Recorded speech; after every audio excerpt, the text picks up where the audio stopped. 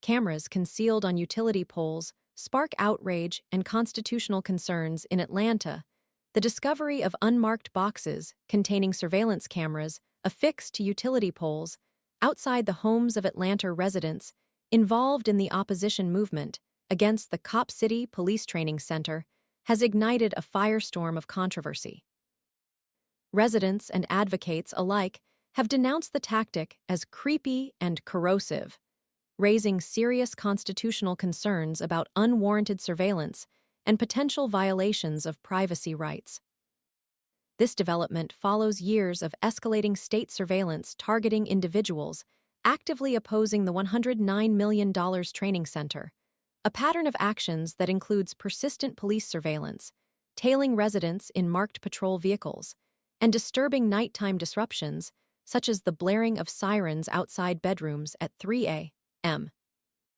The intrusive nature of these actions has fueled anxieties within the community and heightened the sense of being targeted for exercising their right to dissent. 3 of these newly discovered cameras are strategically positioned to directly monitor homes that were the subject of a joint raid conducted in February 2023 by Atlanta Police, the FBI, and the Bureau of Alcohol, Tobacco, Firearms, and Explosives, ATF. The raid, which sought evidence related to the arson of police motorcycles, resulted in the arrest and charge of 1 individual with first-degree arson. This aggressive law enforcement response, including a substantial $200,000 reward offer and the deployment of 450 billboards nationwide, underscores the intensity of the authorities' efforts to suppress dissent and identify those responsible for acts of vandalism associated with the cop sit. The upcoming trial is anticipated to further intensify the tensions surrounding the case. The fact that the surveillance cameras are now pointed at these very residences suggests a direct and targeted continuation of the intense scrutiny placed on those who oppose the project. A 4th camera is directed towards a community center, a space utilized for cultural and social gatherings, suggesting that the surveillance operation is not limited to the homes of specific individuals, but also aims to monitor broader community engagement and activism. The location of the community center, a place where individuals come together to engage in collective action, highlights the potentially chilling effect of such widespread surveillance tactics. It reinforces the message that even communal spaces are not immune to intense scrutiny and surveillance, undermining the freedom of assembly and expression integral to a democratic society. The chilling effect of this pervasive surveillance on community engagement and activism cannot be overstated. The proposed 171-acre, 70-hectare Cop City Training Center, slated to open soon in a southeastern Atlanta forest, has drawn significant opposition from a broad spectrum of local and national organizations. Concerns center on the potential for unchecked police militarization, a particularly pertinent issue in light of the ongoing debate surrounding police violence and excessive force. The environmental impact of constructing the training center within a forested area, especially in the context of the climate crisis, is another significant point of contention. The significant area of forest land that will be cleared for the facility is a source of deep concern for environmental advocates. While proponents argue that the training center is necessary for providing world-class training facilities for Atlanta police, critics maintain that the project's potential negative consequences far outweigh any purported benefits. The opposition movement against Cop City, which dates back to 2021, has employed a multifaceted approach encompassing various forms of protest and activism. Actions have included the destruction of construction equipment, arson targeting Atlanta police vehicles, and a significant grassroots effort to mount a referendum on the training center, an effort that garnered more than 100,000 voter signatures.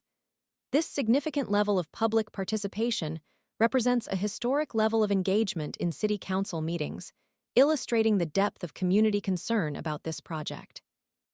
The movement has also pursued legal avenues, filing lawsuits to challenge the project's legitimacy and environmental impact.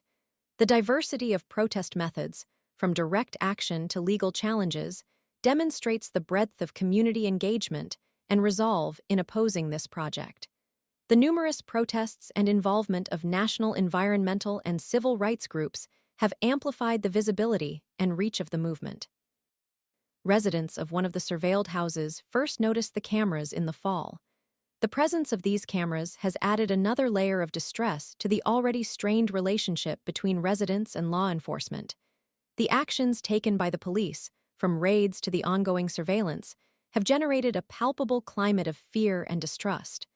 American Civil Liberties Union, ACLU, attorney Wessler, highlighted the legal precedent surrounding utility pole surveillance.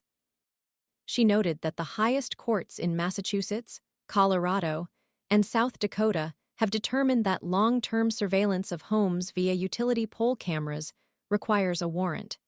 However, other federal courts of appeals and state Supreme Courts have yet to reach a consensus, leading to a lack of clarity regarding the legality of such surveillance under the Fourth Amendment, which safeguards individuals against unreasonable searches. The Supreme Court's decision not to address this issue in 2023 leaves individuals vulnerable to law enforcement's assertion of unfettered authority to conduct extensive surveillance, undermining the privacy and security of citizens. The lack of a clear legal framework leaves residents exposed to indefinite surveillance with no judicial oversight, further escalating anxieties and eroding trust in law enforcement. A nonprofit organization representing several utility companies has issued guidance to its members advising them to always secure search warrants and licensing agreements before permitting police use of their utility poles for surveillance. This recommendation underscores the growing recognition within the utility industry of the significant privacy implications and the need for stricter legal regulations to protect individuals' rights. Following press coverage of the surveillance, one of the cameras was removed. This temporary reprieve, however, does not mitigate the underlying concerns about the widespread use of covert surveillance tactics. A resident whose home was being monitored, choosing to remain anonymous for safety reasons, described the experience as humiliating, adding that the camera represents an extension of the trauma she experienced during the raid. The resident noted that the police left a nude Polaroid photo of her displayed on a table following the raid, an act of profound violation and indignity. The addition of the camera represents a compounding of this previous violation, magnifying the sense of violation and vulnerability. The cumulative effects of these acts have created a profound sense of being targeted, undermining the sense of security and privacy necessary for a fulfilling life.